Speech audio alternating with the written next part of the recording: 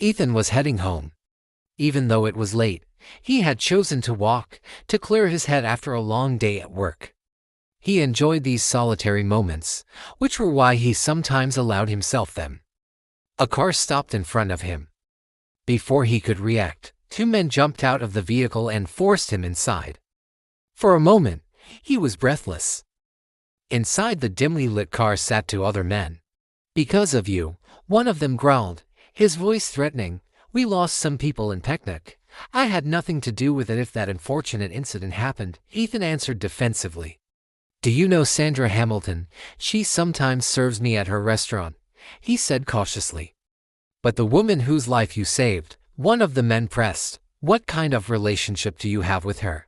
"I have no idea who she is. If you care at all about Sandra Hamilton, I advise you not to lie." "I'm only telling the truth," Ethan insisted. "I don't know what you're talking about." "Even if the implications seem serious, what is your connection to the Dream Exclusive Club?" "I'm the owner," Ethan replied. "Then it seems we'll continue this discussion there," a man said with a smug smirk as they came to a sudden stop on an empty street. Ethan was hit in the head and then thrown from the car onto the pavement. A sound of something shattering on the floor. He looked toward where the noise had come from. He saw a broken vial on the ground. He frowned. That seemed unusual. The return to consciousness was like breaking the surface of the water after a long dive into the depths. The moments staggered disorderly, fragments of a puzzle missing the crucial pieces needed for coherence. Did it happen? It had happened. He was still dazed when a light knock came, and a doctor poked her head in. "Are you awake?" "Yes," he said. "Your friend was looking for you," she explained. "Which one?" He didn't get an answer, as a woman's voice called his name. "Oh, good, you're awake," she chirped. "How are you feeling?" Ava was standing in the doorway of the hospital room. "Ethan," she exclaimed again as she rushed to sit by his bed. "What are you doing here?" Ethan asked. A bit confused by her unexpected presence. "I heard what happened from the Dream Exclusive Club. Word travels fast, and I couldn't just stay away." She lightly ran her fingertips over his cast. "You shouldn't have come, but whatever. It's clear I didn't just come for this fracture. I've heard all sorts of terrible things. I wanted to make sure you were okay. Forgive me if I've disturbed you." Ava left the package that Ethan didn't get a chance to open. Shortly after, she was escorted out by the medical staff.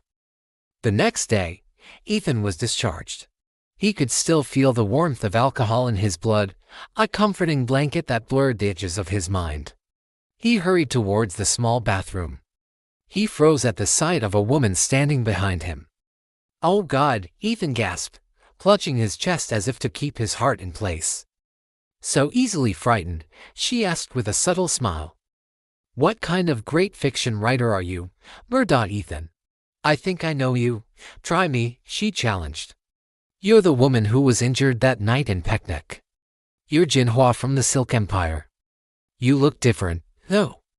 Your appearance was completely changed." "Bravo," she replied with mock applause.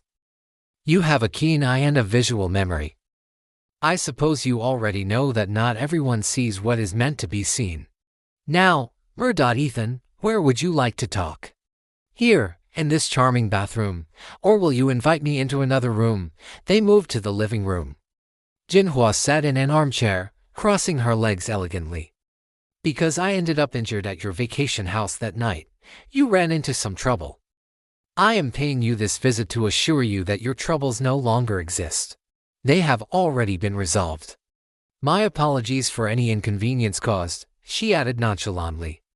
"If you ever need me," Jin Hua added, "well, you can look for me anytime." "Thanks," said Ethan, who was barely understanding a thing. "We'll see each other again," she said, stood up, and left. Jin Hua settled into the back seat of the car that had been waiting for her. She closed her eyes and thought of Ethan Parker.